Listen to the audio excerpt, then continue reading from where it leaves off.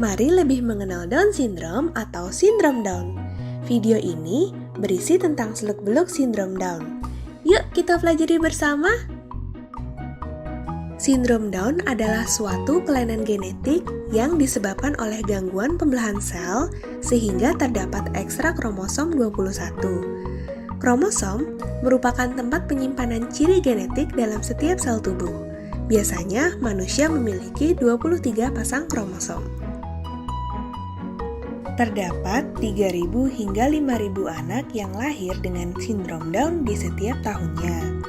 Dan WHO memperkirakan terdapat 8 juta penderita sindrom Down di seluruh dunia.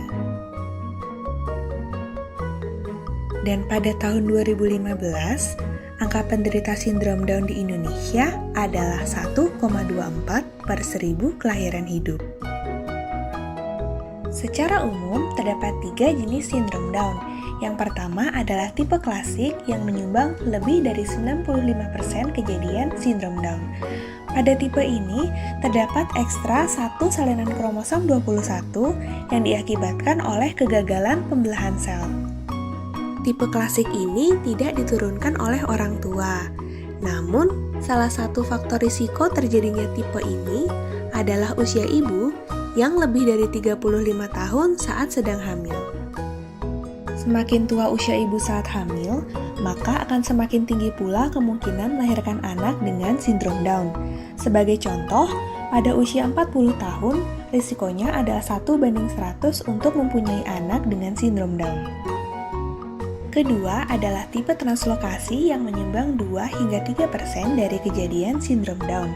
Pada tipe ini terjadi perpindahan sebagian atau seluruh kromosom 21 ke kromosom lain, misalnya kromosom 14, 13, 15, dan kromosom 21 sendiri. Pada umumnya, sindrom Down adalah penyakit genetik yang tidak diturunkan dari orang tua. Namun, tipe translokasi ini dapat diturunkan dari orang tua. Yang ketiga adalah tipe mosaik yang memiliki angka kejadian kurang dari 1%. Pada tipe ini terdapat kombinasi jumlah kromosom pada sel-sel tubuh. Sebagian sel memiliki ekstra kromosom 21 dan sebagian yang lainnya tidak. Karakteristik klinis pada tipe mosaik ini lebih ringan jika dibandingkan dengan tipe-tipe sebelumnya, tergantung sebanyak apa sel yang memiliki ekstra kromosom. Ekstra kromosom 21 pada sindrom Down akan memberikan beberapa ciri-ciri khusus. Yuk kita lihat.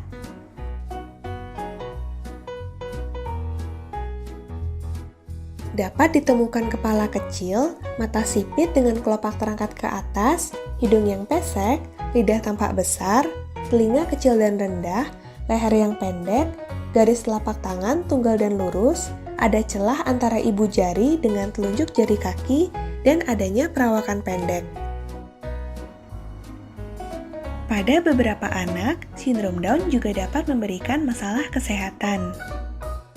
Masalah kesehatan itu antara lainnya adalah masalah pada jantung, misalnya penyakit jantung bawaan, masalah pencernaan, misalnya sembelit atau susah buang air besar, gangguan penglihatan, contohnya sumbatan saluran air mata, mata juling, atau mata rabun. Selain itu, dapat pula terjadi gangguan pendengaran seperti kurang dengar, masalah pada kelenjar gondok, misalnya kekurangan hormon tiroid, atau dapat terjadi kelainan pada darah. Jika anak tampak memiliki ciri-ciri dan masalah kesehatan tersebut, bawalah anak ke dokter spesialis anak untuk mengetahui apakah anak memiliki sindrom Down atau tidak. Selain itu, jika ingin mengetahui tipe sindrom Down mana yang terjadi pada anak, dapat dilakukan pemeriksaan kromosom. Lalu apa ya yang dapat dilakukan untuk anak sindrom Down? Yang pertama, kontrol rutin ke dokter untuk mengetahui adakah masalah kesehatan serta mendapatkan pengobatan dan penanganan yang sesuai dengan kondisi anak. Selanjutnya, kita dapat mengenali dan mengembangkan potensi anak. Misalnya, anak suka melukis, menggambar, anak suka bermain alat musik, anak suka menari, suka berolahraga, dan potensi-potensi lainnya yang dapat dikembangkan. Selain itu, orang tua dan anak juga disarankan untuk mengikuti komunitas sindrom Down. Di sana, anak dapat berinteraksi dan lebih mengenal anak-anak lainnya dengan kondisi sindrom Down yang dimilikinya.